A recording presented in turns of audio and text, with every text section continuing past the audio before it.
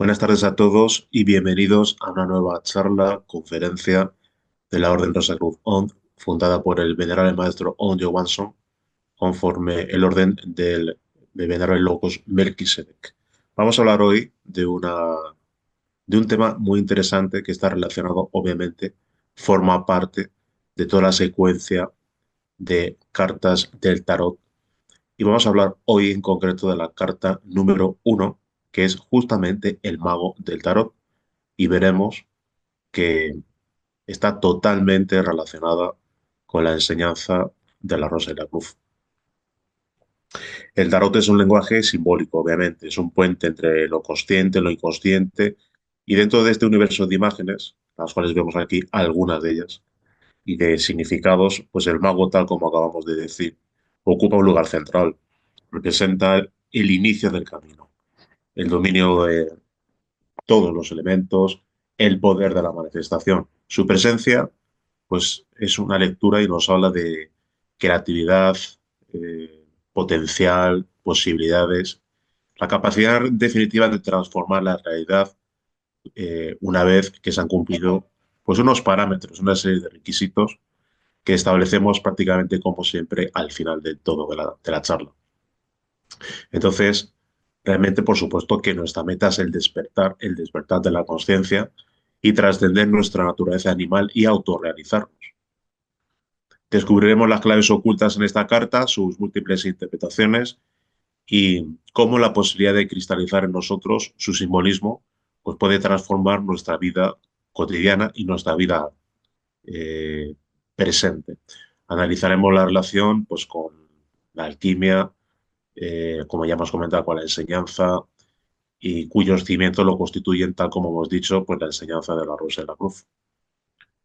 Este mazo de cartas, según lo expresa un autor, pues por todos conocidos, que es Uspensky, este mazo de cartas, en la opinión de muchos investigadores, representa el libro jeroglífico egipcio de 78 tablillas que llegó a nosotros casi milagrosamente. La historia del tarot es un gran rompecabezas. Durante la Edad Media, cuando pues esto apareció por primera vez históricamente, pues había una tendencia de construir sistemas simbólicos o lógicos del tipo de la Ars Magna de Raimundo Lulio. Pero producciones similares al tarot existen en China, en la India, así que no podemos pensar si posiblemente uno de estos sistemas creados durante la Edad Media en Europa está también, evidentemente, conectado pues, con los antiguos misterios y las iniciaciones de Egipto, por poner un ejemplo. Aunque este origen realmente pues, está en el olvido y el propósito del autor o autores es completamente desconocido. Posiblemente, obviamente, es pues transmitir una enseñanza, obviamente, transmitir un conocimiento simbólico, o a través del simbolismo, mejor dicho. No hay duda de que es el más completo código de simbolismo hermético que poseemos. Y hay otros autores que afirman que este juego de cartas de los bohemios es un libro maravilloso, como acertadamente lo observó Cook de Rebelín y sobre todo Bailón. Este juego, con el nombre de Tarot o Torah o Rota, ese es un poco el juego de las denominaciones que se realiza con la palabra Tarot, pues ha formado sucesivamente la base de la enseñanza sintética de muchos pueblos antiguos. Allí donde el hombre del pueblo no ve otra cosa que un simple pasatiempo, los pensadores vuelven a encontrar la clave de esta tradición. Raimundo Lulio basa su Ars Magna sobre el tarot y logra reemplazar el cerebro humano con el automatismo de aquel mismo. Girón Cardán escribe sobre las claves del tarot un tratado muy interesante. Guillaume Postel halla en el tarot la llave y la clave de las cosas ocultas. Luis Clat de San Martín, el filósofo desconocido, pues ve descritos en ellos los lazos misteriosos que unen a Dios, el universo y el hombre. En fin, es gracias al tarot que hallaremos y desarrollaremos esta ley encerrada pues prácticamente en todos los simbolismos. Sí, este juego de cartas de nuevo del tarot que poseen, según algunos autores, los bohemios, es la Biblia de las Biblias, es el libro de Todd Hermes Trismegisto, es el libro de Adán, es el libro de la revelación primitiva de antiguas civilizaciones. Realmente el simbolismo que ostenta cada una de sus cartas es portentoso.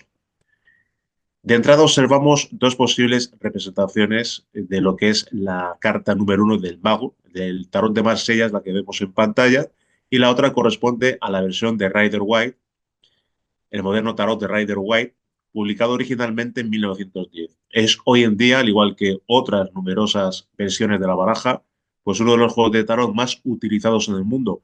También se lo conoce como Rider-Waite-Smith, Waite-Smith o simplemente Tarot White. Las cartas fueron dibujadas por la ilustradora Pamela Colman Smith según las instrucciones del académico místico Arthur Edgar White y publicadas por la Rider Company. Si bien las imágenes son sencillas, los detalles y fondos ocultan un simbolismo considerable. Algunos elementos pues, se mantienen similares a los que se pueden encontrar pues, en las barajas más antiguas, como la que acabamos de mencionar, el tarot de Marsella.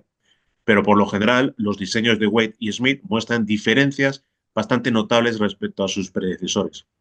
Destaca la eliminación de los elementos cristianos, como por ejemplo los arcones mayores del Papa, que se convierte en la hierofante, y la papisa, que se convierte en la sacerdotisa.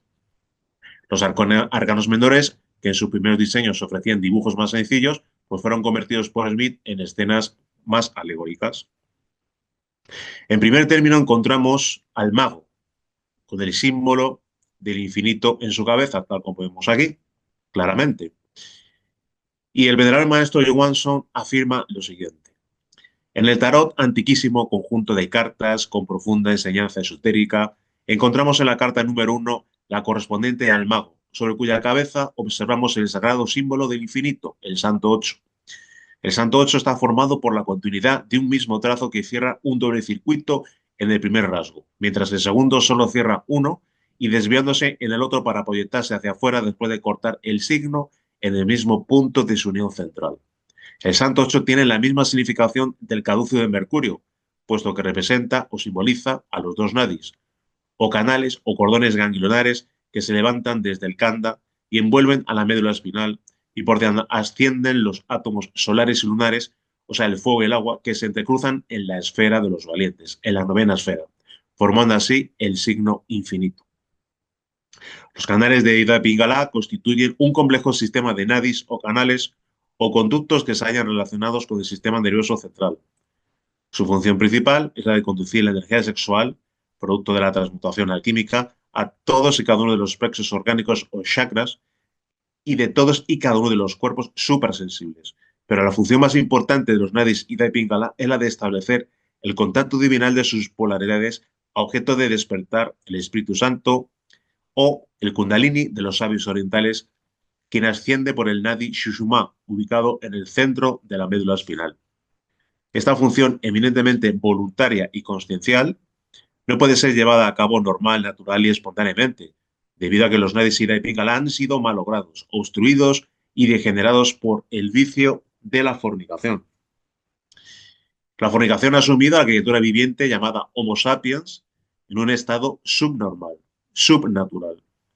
El animal racional no funciona normal ni naturalmente porque sus cordones simpáticos no funcionan natural ni normalmente. El par de cordones simpáticos de Ida y Pingala, conocidos en el esoterismo cristiano, gracias al sublime iniciado Juan, el autor del Apocalipsis o Revelación, donde se les denomina los dos testigos, son también simbolizados por los dos olivos y los dos candelabros y están junto a la caña semejante a una vara, que es con la que se mide el templo de Dios, el corazón y el altar, el sexo, y a los que adoran en él, los que viven en castidad. Apocalipsis 2, versículo 1. Idea del varón nace del testículo derecho y se halla relacionado con la fosa nasal izquierda, continuando su recorrido hasta la aurícula derecha para culminar en el ventrículo izquierdo. Pingala nace del testículo izquierdo, continúa su recorrido en la aurícula izquierda para culminar en el ventrículo derecho. En la mujer este orden se halla invertido, mas el orden de los factores no altera el producto. En la mujer Ida nace en el ovario izquierdo y se relaciona con la fosa nasal derecha, continuando su recorrido hacia la aurícula derecha para terminar en el ventrículo izquierdo. Pingala en la mujer nace del ovario derecho, se encuentra íntimamente relacionado con la fosa nasal izquierda. Su recorrido por la aurícula izquierda culmina en el ventrículo derecho. En la raíz de la nariz se halla un átomo divino para el proceso de transmutación eminentemente divino. En este plano no hay diferenciación alguna en el recorrido de los nadis Ida y Pingala en cuanto a su naturaleza se refiere. La energía sexual transmutada a estos niveles no es ya positiva, negativa, sino es divinal. Por el Nadi Ida ascienden las corrientes energéticas de polaridad negativa, lunar. Por el Nadi Pingala ascienden las corrientes energéticas de polaridad positiva, solar. Cuando ambas corrientes energéticas hacen contacto en el templo corazón, se enciende la llama de la consciencia. Por Ida ascienden los átomos lunares, por Pingala ascienden los átomos solares. Por Ida sube el agua, por Pingala el fuego. Fuego más agua igual a consciencia. El fuego fecunda el agua y germina el despertar de la conciencia. La conciencia despierta únicamente con el trabajo matemático de la ecuación ocultista fuego más agua igual a conciencia. Todo iniciado con la conciencia despierta se convierte en un auténtico profeta del Cristo vivo. Todo profeta del Cristo se convierte en las dos olivas y los dos candelabros que se hallan de pie delante del Dios de la tierra. Apocalipsis 2, versículo 4. Sintetizando el simbolismo regenerador, podemos afirmar que las dos olivas proporcionan la materia prima para que no falte el fuego en los candelabros. Y respecto a esta materia prima, muy mencionada en los libros de alquimia por los grandes maestros, el venerable maestro Johansson afirma: la simiente humana es divina, es solar y en ella se hallan latentes todas las potencialidades que posee un hombre. La criatura llamada humana desconoce completamente todo el poder divino que se haya contenido en su simiente. Desconoce todo aquel potencial de vida que se haya encerrado en su ensémenis. Lo más precioso que tiene la criatura humana es su semilla, su simiente. Nada hay en el universo que tenga un valor semejante al de la simiente humana. La simiente humana es invalorable. ¿Qué no haríamos, qué no lograríamos realizar en nosotros mismos si se sabe aprovechar inteligentemente toda esa energía contenida en la simiente, en el ensémenis? La simiente humana es invalorable. La simiente humana es energía solar latente. Basta saber cómo desarrollar todo el potencial energético contenido en el ensémenis para transformarnos completamente, convertirnos en seres humanos y lograr nuestra realización como hombres, reales y auténticos. El ensémenis es el habitáculo del fuego. Fueron muchos los buscadores del poder y de la virtud quienes sucumbieron en la angustiosa búsqueda allende los mares en el rincón de un laboratorio. Son muchos todavía los que sueñan encontrar el elixir de larga vida, la piedra filosofal y dedican su vida a viajar por remotos lugares o a estudiar gruesos volúmenes de química, medicina, alquimia. Toda esa fuente energética capaz de regenerar el organismo humano y concederle una eterna e inagotable juventud, así como ese magnífico elixir que cura toda enfermedad y la preciosa joya que transforma los metales viles en oro puro mismo dentro de sí mismo. Y es simplemente la energía sexual. Es gracias al sabio aprovechamiento de la simiente sexual, de su propia simiente, que desde el lodo de la tierra se levantaron grandes hombres y sublimes maestros de la Rosa Cruz, quienes conquistaron para sí mismos el elixir de larga vida, fuente inagotable de juventud, y la piedra filosofal, arca fabulosa de riquezas espirituales, capaz de transformar el plomo en oro.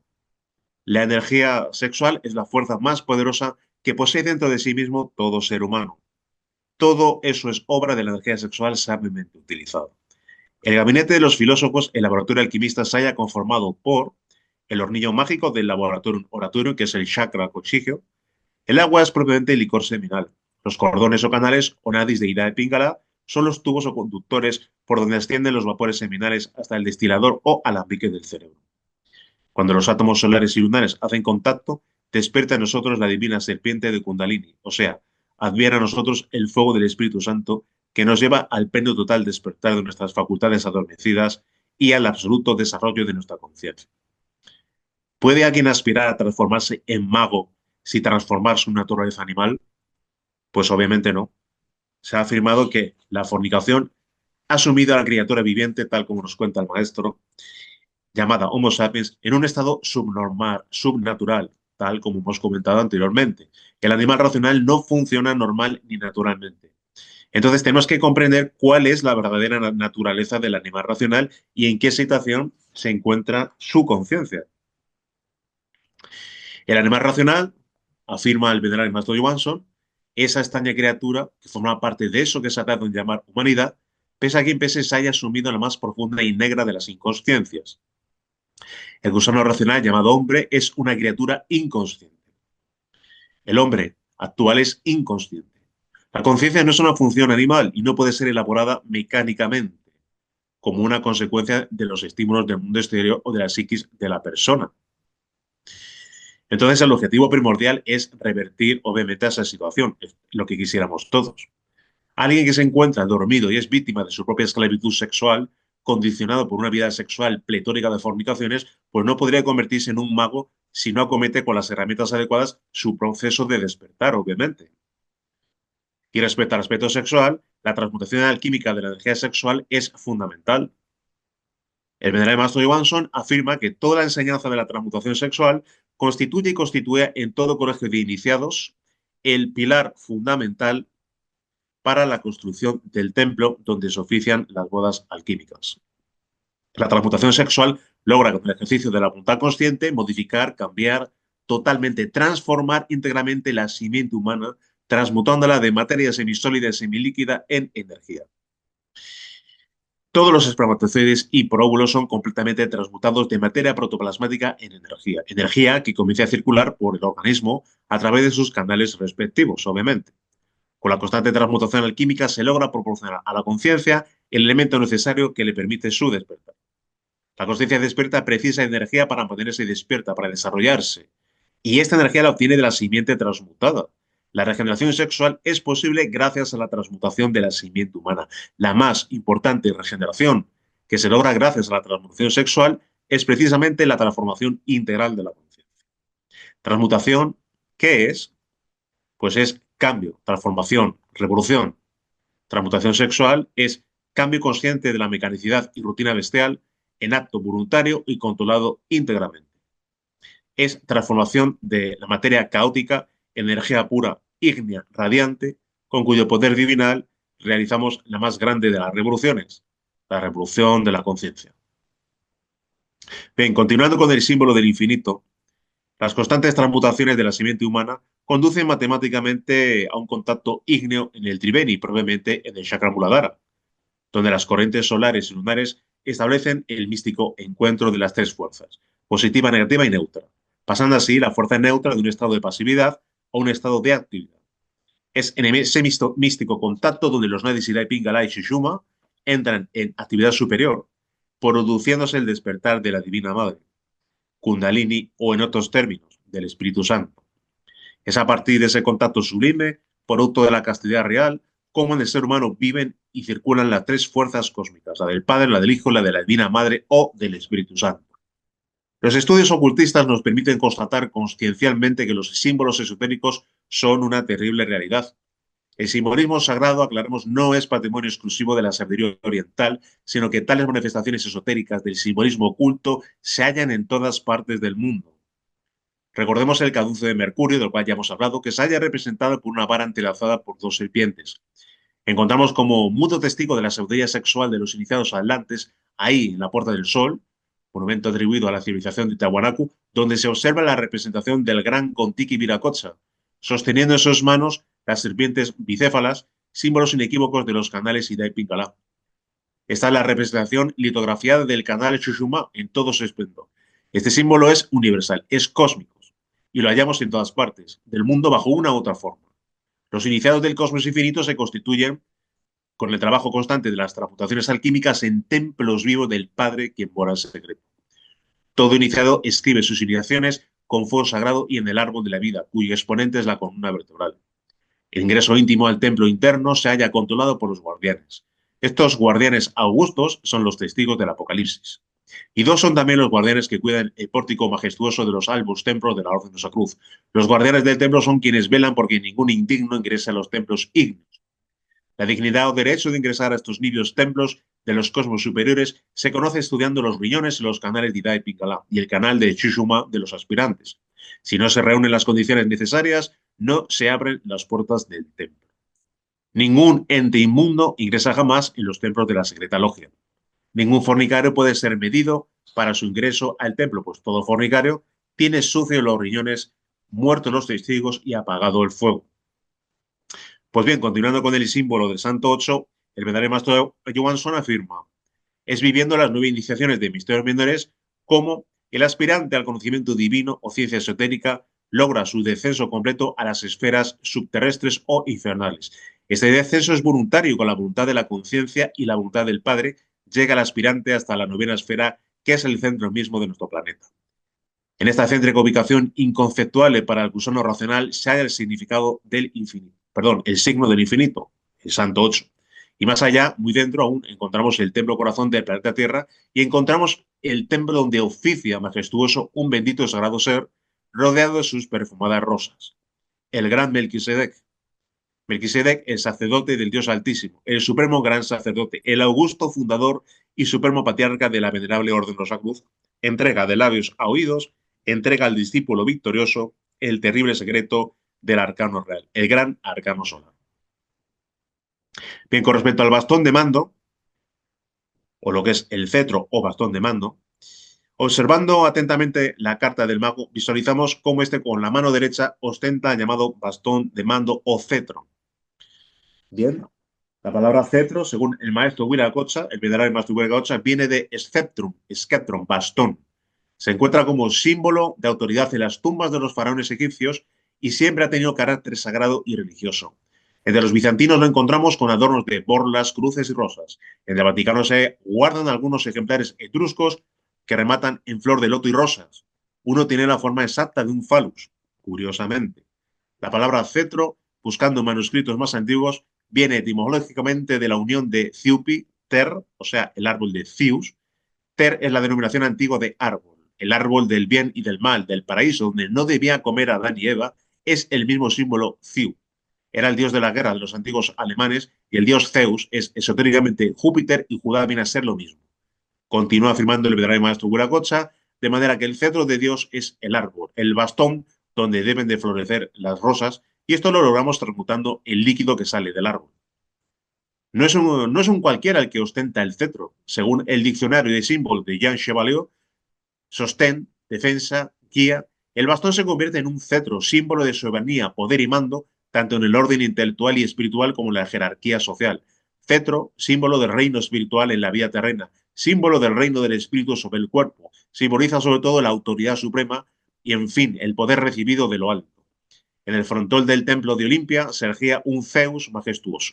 En el centro del templo, sobre un trono ricamente decorado, una estatua obra de Fidias lo representaba sosteniendo en la mano izquierda el cetro coronado por el águila, amo del universo. En la tradición griega, el cetro simboliza menos la autoridad militar en sí que el derecho a administrar justicia. El cetro pertenecerá a la panoplia de las insignias consulares. En otras culturas como la japonesa, el cetro lo ostenta el sacerdote del Shinto, denominado shaku. Osiris también ostenta el cetro de mando. Según el simbolista Antonio Medrano, por su verticalidad así como por su conexión con el brillo y fuerza de la luz sugiere, por otra parte, la figura del cetro, con todo lo que éste encierra de poder, majestad y dominio. El rayo es precisamente el cetro de Zeus griego del Júpiter romano, pues un porte de autoridad conferida precisamente por haber realizado ese trabajo interno que todos debemos de acometer.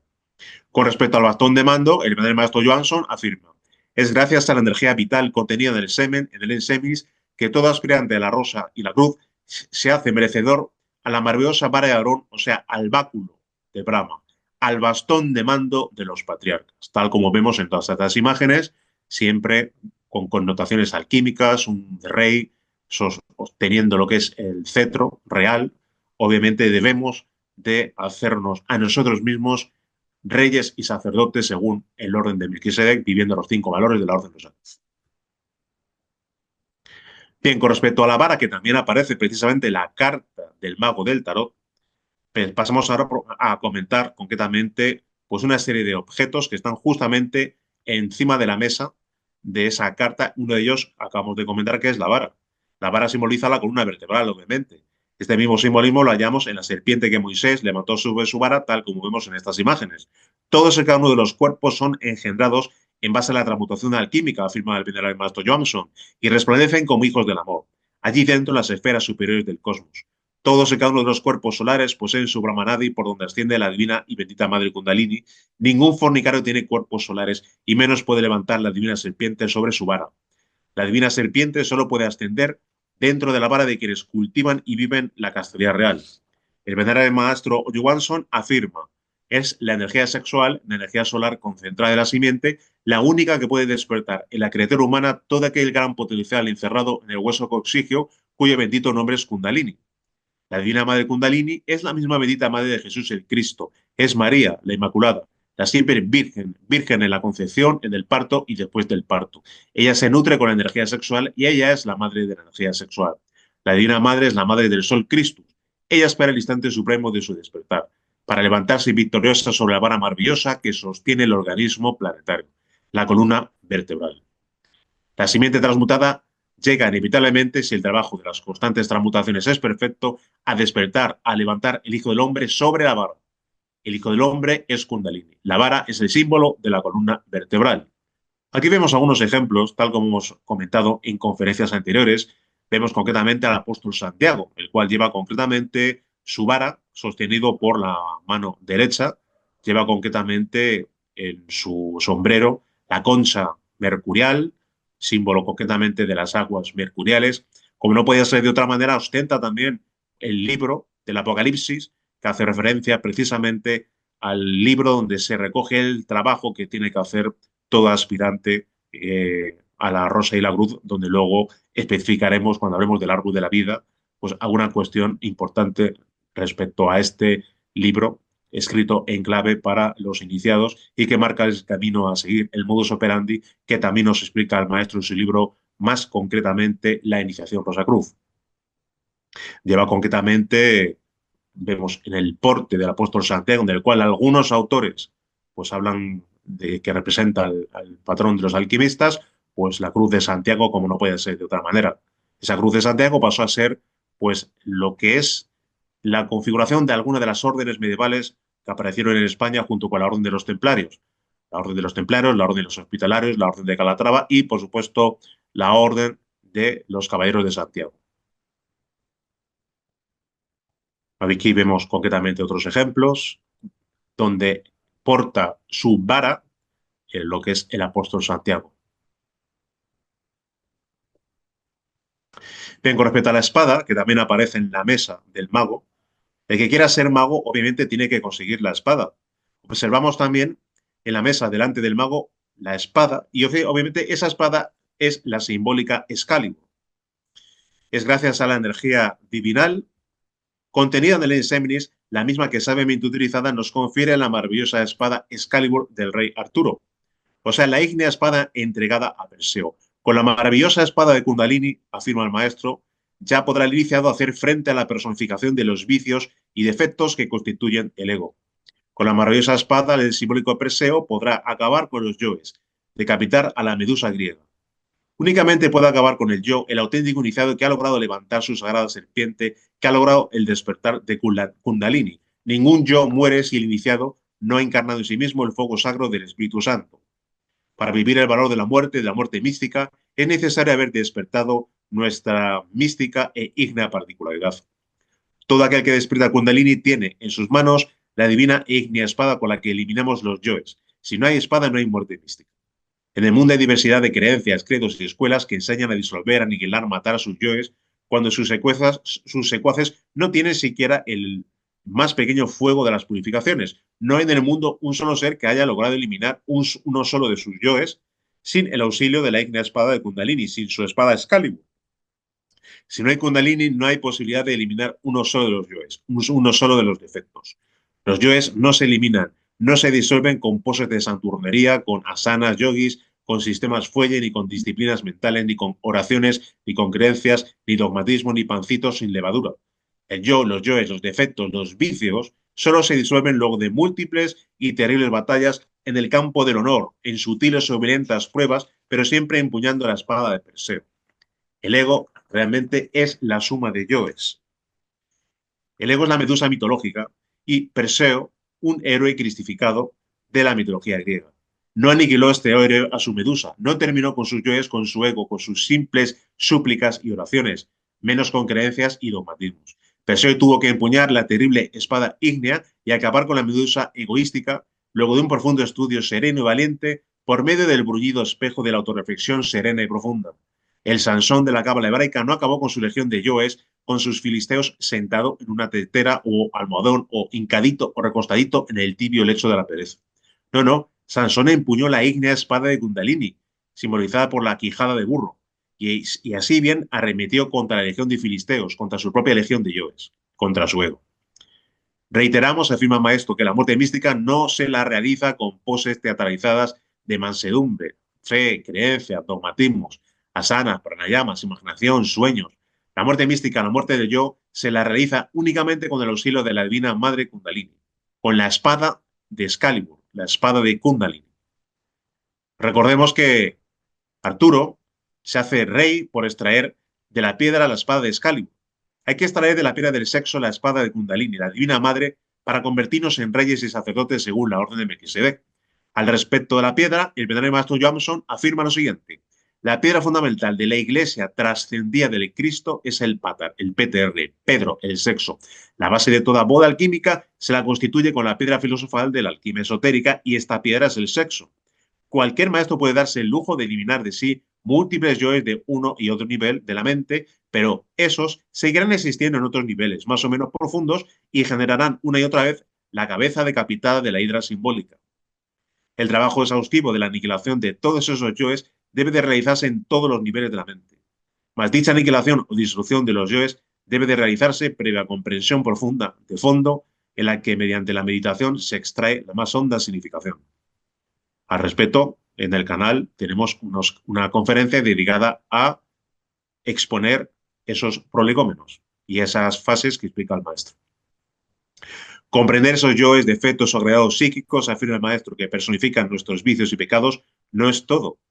Es necesario aprender con H, extraer la más honda significación para que con el fuego de la espada de Kundalini podamos reducirlos a probabilidad cósmica. Dicho trabajo se realizará en todos los niveles de la conciencia, ya que solo así es como se evita el renacer de las cabezas decapitadas de la hidra simbólica.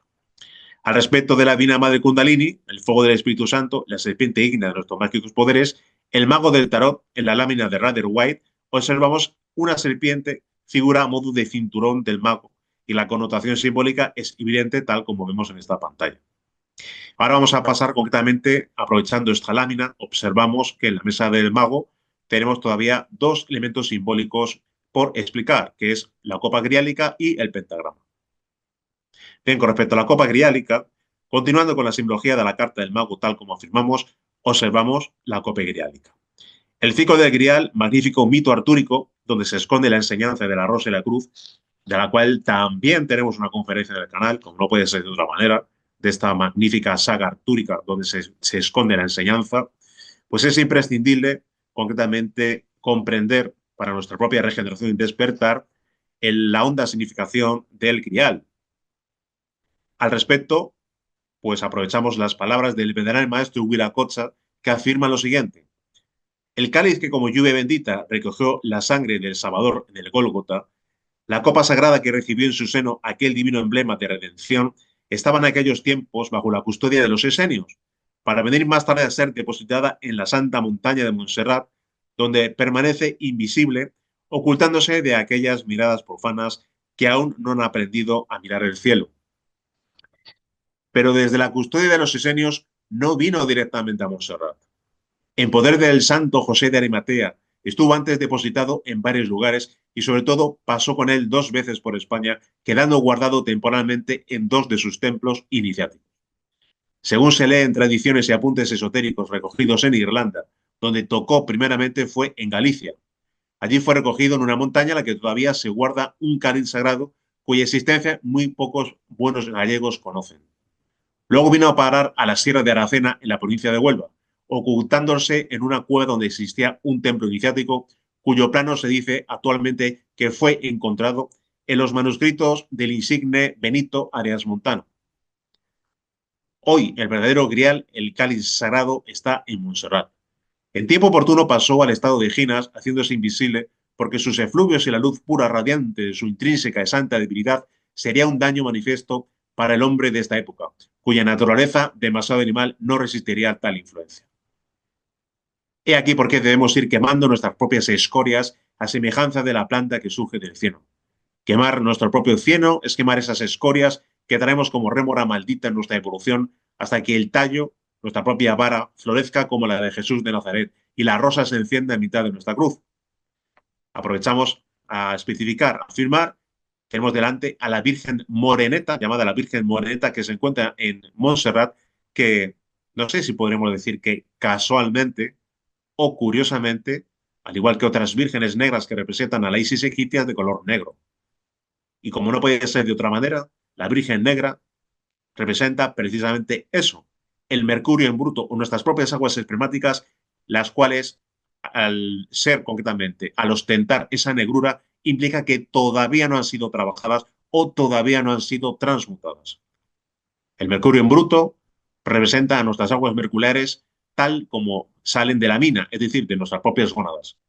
Una vez que acometemos el trabajo de la transmutación alquímica de energía sexual, obtenemos justamente lo que es la energía crística o el mercurio de los filósofos que asciende victorioso por los canales de Ida y Pingala, como hemos comentado al principio, hasta el cerebro y posteriormente desemboca en el corazón. Aquí tenemos unas bellas imágenes de la montaña de Montserrat.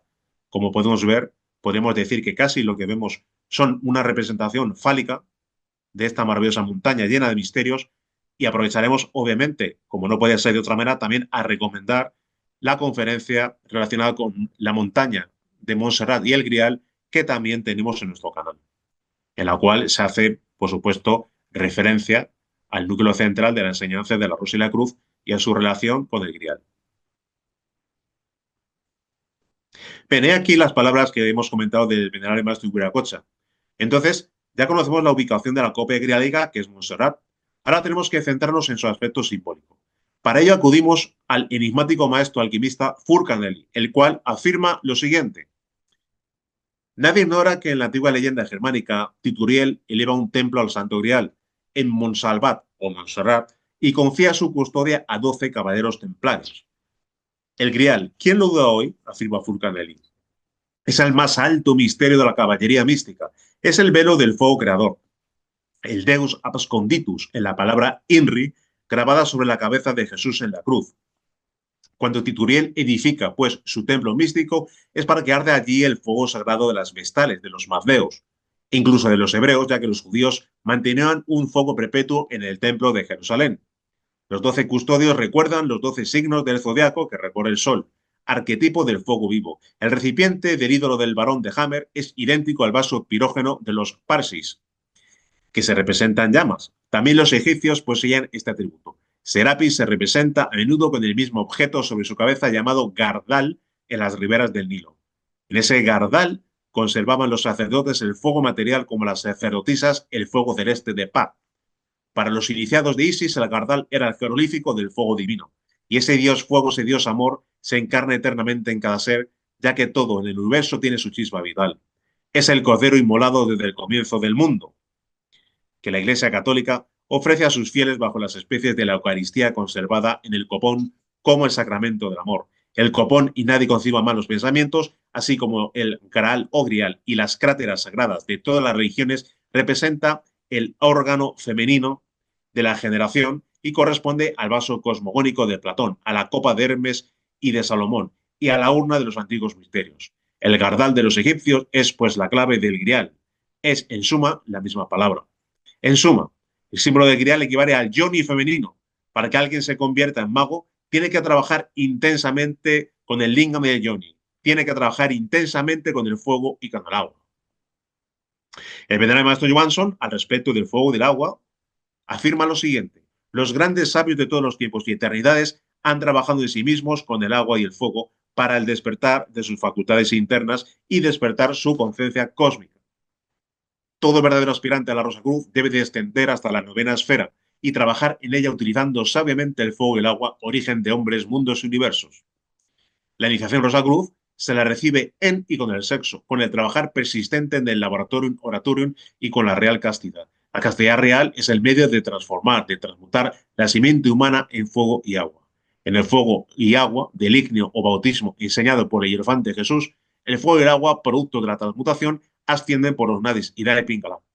Ida y Pingala son los nombres de los 2 testigos del Apocalipsis y estos 2 testigos son los portadores del fuego y del agua. Fuego más agua igual a consciencia. Volvemos a reiterar, tal como hemos comentado anteriormente. El despertar de la conciencia solo se lo consigue trabajando constantemente con el fuego y el agua. La materia prima de la gran obra, el alimento del fuego, es la simiente sexual, el enseminis. En el enseminis está contenido todo aquel maravilloso poder del fuego sexual. El ens virtutis, el ceis y el falo bien unidos, se halla la clave secreta para el despertar del fuego. Lo fundamental, lo importante es evitar el orgasmo e impedir así la pérdida del licor seminal, del enseminis. En el ceis y el falo bien unidos se halla la clave secreta para el despertar del fuego. Lo fundamental, lo importante es evitar el orgasmo e impedir así la pérdida del enseminis, tal como hemos comentado. Y con este magno trabajo despierta Kundalini y asciende hasta la laringe creadora. Requisito fundamental es vivir los valores para la transformación de la conciencia, vivir los preceptos divinos, amar a la humanidad, ser dueños íntegros y absolutos de la palabra, obedecer la voluntad del Padre, etc. La transmutación integral es la que realizan los amantes místicos en aquella práctica que se vive entre un hombre y una mujer unidos en bodas con el objeto de cristificarse. A esta práctica de transmutación se la denomina arcano solar, arcano real, gran arcano, meituna, carecha. El trabajo con el arcano solar lleva indefectiblemente al despertar de la conciencia y de ahí a la disolución del ego. Y lo que es más, engendra realmente eso que es el amor y nos coloca en una libre disposición de hacer la voluntad del Padre. En conclusión, el que quiera transformarse en mago debe de practicar el Saja Meituna, el gran arcano. El Benay Mastu Viracocha, resumiendo, afirma lo siguiente. Introducir el miembro viril en la vagina de la mujer y retirarlo sin eyacular la entidad del semen. La enseñanza del Maestro Viracocha encierra la síntesis muy clara de la sabiduría cósmica, el gran arcano. El medio justo y preciso para conquistar la castidad real es el arcano solar. El arcano solar, el gran arcano, es el medio único para lograr la transmutación del enseminis y despertar a Devi Kundalini. Toda real y verdadera iniciación comienza por el sexo y con el trabajo augusto y silencioso entre el hombre y la mujer en la froga de los dioses, en el sexo. Ese es el secreto del grial. Bien, había otro objeto que habíamos visualizado en la mesa del mago. Justamente es el pentagrama. Observamos concretamente el símbolo consustancial a la magia blanca, que es el pentagrama. Siempre que ostente el vértice superior hacia arriba, es el símbolo de la magia blanca y del hombre autorrealizado. Símbolo de protección por antonomasia. El venerable maestro Johansson afirma lo siguiente. El pentagrama, al igual que la rosa en la cruz, sirve para proteger nuestra integridad contra acechanzas. Se protege mediante el pentagrama desalojando cualquier energía de su propio ser. Se refiere al aspirante. Este signo protege inclusive hasta a los propios egos o de los propios egos. Los defectos únicamente se disuelven viviendo la Rosa Cruz y por obra y gracia de la Divina Madre. Como vamos a dedicar una conferencia entera a hablar del pentagrama, que hay mucho que decir, pues vamos a pasar concretamente a hablar concretamente del árbol de la vida someramente. Porque continúa precisamente afirmando el maestro lo siguiente. Bien, con respecto a Atman Buddhi Manas, relacionado concretamente para cristalizar justamente Atman Buddhi Manas, realizado con esta afirmación, es el hecho de contemplar en alguna versión del tarot, en la carta del mago, un árbol. Obviamente es el árbol de la vida. Y el verdadero maestro Johansson afirma con respecto al árbol de la vida lo siguiente. Toda creación se basa en el 7. El 7 y el 9 se relacionan íntimamente por el santo 8. En el Apocalipsis del iniciado Juan, el significado del libro y los 7 sellos es este. El libro de la vida es el árbol de la vida que tiene 33 bellas páginas y a la vez 7 grandes tomos. Cada sello es un cuerpo cristificado y en las 7 trompetas que suenan concretamente en el Apocalipsis representan también los 7 cuerpos cristificados. Bien, magia es un término muy desgastado, sin embargo significa magisterio. El ejercicio de un magisterio divino. Ese es el sendero del mago. Bien, con respecto a lo que es la carta del tarot, hemos visualizado que también en las distintas versiones hemos visualizado, aparte de que en la versión de Rider White había lo que es un árbol, que representa el árbol de la vida, hemos visualizado alguna que otra rosa, ¿verdad? Se desprenden en prácticamente todas las versiones de la carta una serie de rosas.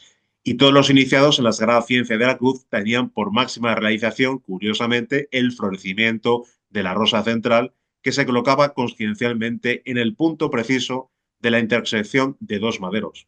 La gran rosa mística significa la augusta realización total de la gran obra, la cristificación plena del Maestro.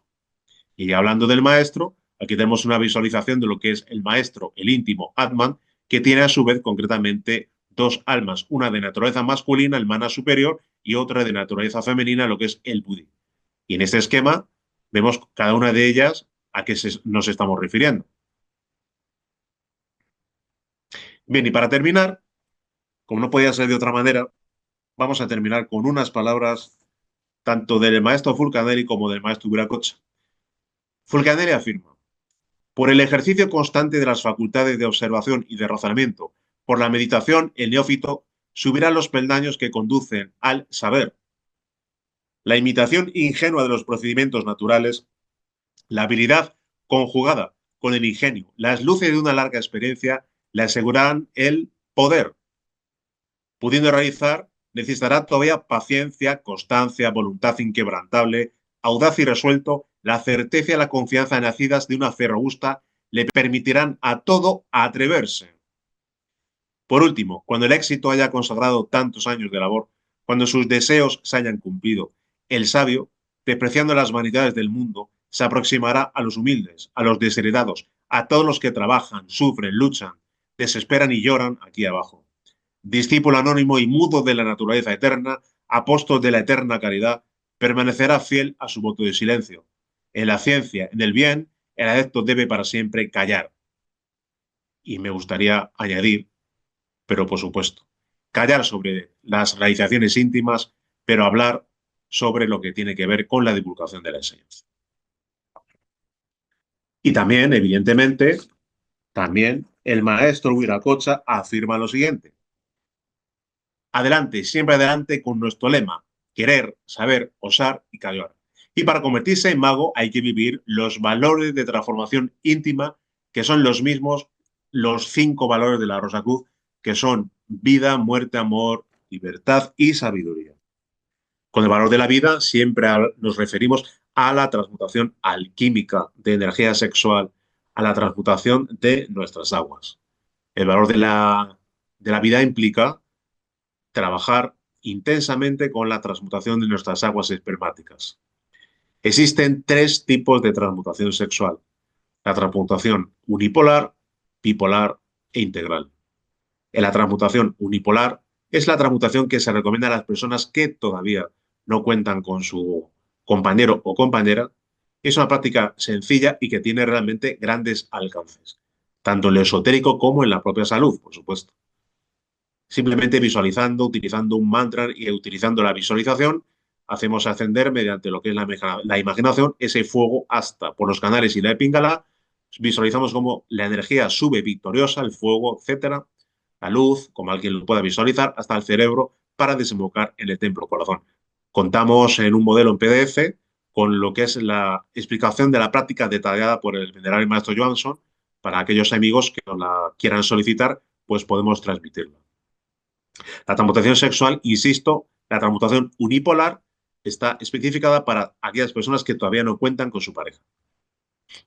Este esquema lo hemos repetido al principio porque hemos hablado bastante de los nadis, que son los conductos por donde asciende la energía sexual transmutada, o lo que es el hojas o el mercurio de los filósofos y donde desemboca al templo corazón previamente pasando por el cerebro o destilador.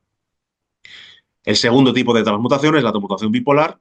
En esta imagen, bastante ilustrativa, vemos a una pareja de hombre y mujer cogidos por las manos porque en este segundo tipo de transmutación todavía no hay contacto sexual. Es una especie de antesala de preparación para vivir el tercer tipo de transmutación que ahora veremos y pueden cogerse de las manos, donde se establece lo que es un contacto, una especie de intercambio energético. Cada miembro de la pareja realiza en sí mismo la transmutación unipolar y eso ya sí, en el tercer tipo de transmutación, en la transmutación integral o el arcano solar, ya sí que hay contacto sexual, pero bajo ningún concepto existe fornicación, es decir, no hay ni orgasmo ni eyaculación, sino igualmente cada miembro de la pareja realiza su propia práctica de transmutación. En eso consiste el valor de la vida. Insisto, valor de la vida implica transmutación sexual. En su modalidad número 1, unipolar, número 2, bipolar, número 3, integral. Bien, el valor de la muerte especifica precisamente la muerte del ego, tal como hemos comentado también anteriormente en la charla. El animal racional, cada uno de nosotros, estamos totalmente esclavizados, sometidos precisamente a las cadenas del ego. No somos libres. Entonces, el ego, ese gran enemigo, ese conjunto de miles y miles de yoes que determinan nuestra propia mecanicidad e inconsciencia, debemos concretamente de controlar la actividad yoística. Debemos de impedir las manifestaciones del ego, controlar las manifestaciones del ego. Si impedimos las manifestaciones del ego, este progresivamente irá volviéndose cada vez más pasivo. Y obviamente tenemos que comprender que si le privamos de su alimento, si le privamos precisamente de la fornicación, pues le estaremos atestando un golpe bastante importante. Obviamente, tenemos que sustituir la fornicación por la transmutación. Es un tema fundamental. Mediante la transmutación sexual alimentamos al budata y mediante la fornicación, desgraciadamente, aquel que la contemple lo que hace es rebustecer el ego. Pero aquí lo que queremos es todo lo contrario. Queremos precisamente privar al ego de su alimento. Queremos abolir para siempre la fornicación y sustituirla por la transmutación. Hacer de la transmutación el pan nuestro de cada día. Y realizar las prácticas todos los días impedirá precisamente a los yoes que se alimenten de fornicación. Entonces, los egos se irán progresivamente debilitando. Cuando alguien, pues, ha podido alcanzar el despertar de la conciencia y si sigue viviendo la enseñanza con la conciencia despierta, más adelante, como consecuencia de las prácticas de magia sexual, despierta Kundalini, entonces ya puede eliminar a cada uno de los yoes. Bien, eso es el valor de la muerte mística, es decir, la muerte del ego. Mediante el valor de la libertad, lo que hacemos precisamente es aprender a vivir conscientemente. El valor de la libertad, tenemos que comprender que vivimos en la más absoluta mecanicidad. Estamos sometidos a una especie de locura, de hipnosis colectiva que condiciona precisamente que pasemos por este mundo como una maleta sin ningún tipo de trascendencia, simple y llanamente cumpliendo un rol mecánico, sin conciencia, sin voluntad. Entonces, debemos de aprender a vivir conscientemente. Para eso, contamos con la práctica de la división de la atención consciente, lo que denominamos la práctica del I a U, I de individualidad, A de acción, U de ubicación. Mediante esta práctica, la podemos dividir en dos aspectos, autorrecuerdo y autoobservación. Mediante el autorrecuerdo o el recuerdo de sí, tenemos concretamente que ser conscientes, preguntarnos quiénes somos, pero no quiénes somos como persona humana, nombre o cuerpo, sino sentir quiénes somos como conciencias. Entonces, una vez que somos conscientes de quiénes somos, extendemos la atención, ahora ya sí, mediante la autoobservación, mediante la atención consciente, hacia lo que estamos haciendo en un momento dado, hacia nuestra acción. Sin perder la noción de quiénes somos y sin perder la noción de lo que estamos haciendo, mediante la atención consciente, extendemos nuestra atención hacia el lugar en el que nos encontramos. De esa manera, siendo uno, dividimos nuestra atención en tres. Y es una magnífica práctica para aprender a vivir de segundo en segundo conscientes y colocar un muro de contención para las injerencias de la mente, para concretamente que la mente deje concretamente de sumergirnos en el sueño. ¿Y por qué nos sumerge en el sueño? Porque la mente concretamente, siempre de manera continua, nos está bombardeando con logicismos, cuestiones racionales, imágenes del pasado, proyecciones del futuro, sueños, temores, etcétera. Todo eso agitado en una coctelera se manifiesta en lo que es el sueño y el sueño se manifiesta en la mecanicidad. Con lo cual, si aprendemos a precisamente romper esa dinámica mental y a vivir de segundo en segundo conscientemente, entonces será cuando empecemos a aprender a vivir conscientemente. Por supuesto, vuelvo a insistir que necesitamos un gran caudal de energía para vivir esta práctica y esa energía la obtenemos de la transmutación sexual en cualquiera de sus modalidades, unipolar, bipolar o integral. Y para terminar, tendríamos el valor del amor y de la sabiduría. Mediante el valor del amor, deberíamos de amar a nuestros semejantes más que a nosotros mismos. Y qué mayor amor que dar a nuestros semejantes gratuitamente la enseñanza de la Rosa Cruz. Gratuitamente se nos ha dado esa enseñanza a nosotros y gratuitamente tenemos que hacerla llegar a los demás. No sería lógico el querer acaparar la información y el conocimiento. Cuanto más información y cuanto más conocimiento tengamos, entonces tendremos más responsabilidad con respecto a la humanidad y con respecto a nuestros semejantes. Lo que es nuestra alegría, nuestra buena nueva es haber conocido esta magnífica enseñanza que es lo más valioso que existe. Entonces nos sentimos alegres y contentos en compartirla con los demás, con nuestros amigos, con nuestros familiares, con nuestros compañeros de trabajo. Obviamente, el receptor de la información puede aprovecharla o desaprovecharla. Pero lo importante por nuestra parte es sembrar, es darla con el corazón y darla con alegría, porque es la que nos ha permitido poder seguir adelante, poder comprender nuestra posición en el mundo del cosmos y poder comprender realmente lo que somos y lo que deberíamos de ser y acometer, comprender la necesidad de acometer lo que es el trabajo interior para realizar la gran obra. Con lo cual, el valor de la libertad implica vivir precisamente la división de la atención consciente. Y para terminar, el valor de la sabiduría implica hacer la voluntad del Padre. Bueno, dicho de esa manera, obviamente, tal como nos encontramos con la conciencia despierta, la mayoría de nosotros, pues esto sería ciencia ficción, ¿verdad? Sería una utopía, porque obviamente para aprender a hacer la voluntad del Padre tenemos que despertar conciencia. Pero es precisamente el Padre el que nos exhorta precisamente a eso, al despertar. Mientras tanto, mientras permanecemos de esta manera, podemos pedir a nuestros divinos padres pues nos den fuerza, nos den energía, nos ayuden a seguir el sendero, siempre sentirles a nuestro lado, en todo momento y siempre pedirles a ellos nos ayuden y nos asistan en las prácticas tan importantes para nosotros y para lograr ese objetivo del despertar. Y una vez que alguien haya despertado conciencia es cuando realmente aprenderá a hacer la voluntad del Padre. Entonces, con respecto a lo que es la carta maravillosa del mago del tarot, para convertirnos realmente en magos, tenemos que encaminarnos precisamente a esa condición viviendo los 5 valores. Y cuando hayamos despertado conciencia, hayamos cristificado nuestros cuerpos, entonces realmente podremos convertirnos en legítimos magos de la loja blanca y seguiremos y andando nuestro sendero, configurando nuestro sendero iniciático hasta realizar eso que es la obra y poder quizás ingresar en la increada luz de lo absoluto. Cristificarnos y seguir la labor de divulgación, de educación, para que nuestros semejantes puedan tener la misma posibilidad que nosotros.